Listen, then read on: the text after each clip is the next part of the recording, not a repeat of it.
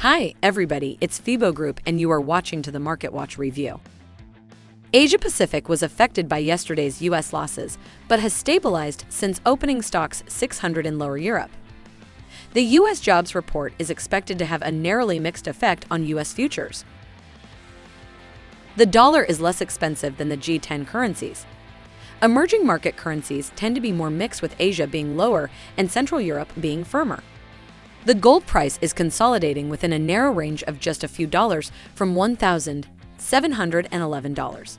Last week, it settled at $1,660. December WTI is moving higher in what could have been the fifth consecutive increase. It rose by $10 per barrel this week and is now close to the 200-day moving mean. Asian Pacific market. In August, Japan's household spending rose 5.1% year-over-year.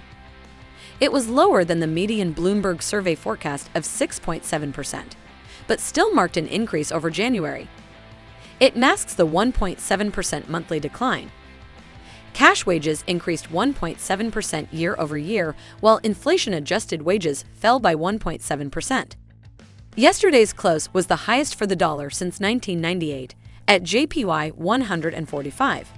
It was unable to hold a steady position and fell to JPY 144.70 during early European trading. Monday is a partial day off in the U.S., which could theoretically make it a good time to try another round of intervention. Although the Australian dollar broke through the $0 and 6,400 cents support zone, it has not fallen below it.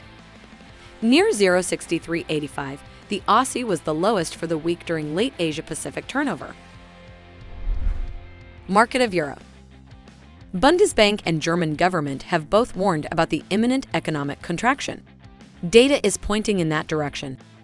The euro fell to a low of $0 and 9,765 cents for 4 days. After a near parity, the single currency was reverted earlier in the week.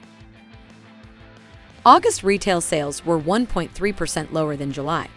This was slightly less than anticipated. However, the revision to July's series to 0.7% from 1.9% added to pessimism. Also, industrial output was lower than expected, dropping by 0.8%. Yesterday's low of $1 and 1,115 cents was held by sterling, and the currency has bounced 1 cent. Market of America. The Federal Reserve can continue to focus its attention on price stability because of the resilience of the labor markets.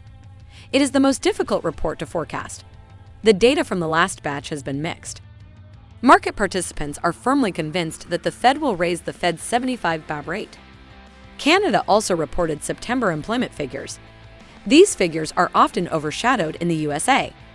Yesterday's gains were only marginally extended by the US dollar, which then pulled back to CAD 137.60. In the European morning, it is trading at 137.10. That's all for me. Closely monitor the news background and be prepared for all the surprises of the market.